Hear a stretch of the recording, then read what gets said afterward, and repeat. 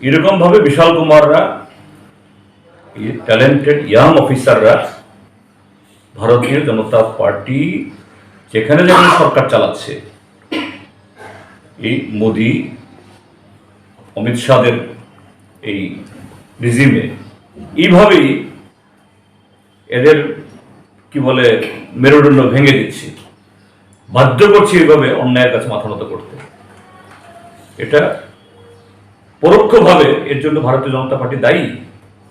যাই হোক, এই জায়গায় তো আমি এখন ভারতীয় জনতা পার্টিকে দোষারোপ করতে পারবো না, কারণ তিনি ডিএম, তিনি কালেক্টর, তিনি আরও, ইট ইজ হিজ ডিউটি।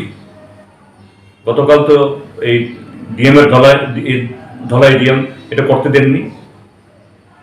আমার কাছে খবর আছে গতকালও মুখ্যমন্ত্রী এবং তার বাহিনী গোটা দলবল নিয়ে ঢুকতে চেষ্টা করেছিল এই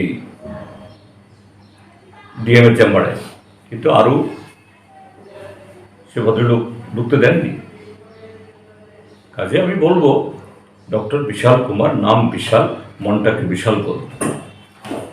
এইভাবে ছোট করে দিয়ে গোটা নির্বাচনী প্রক্রিয়া, গণতান্ত্রিক ব্যবস্থাকে খাটো করবেন।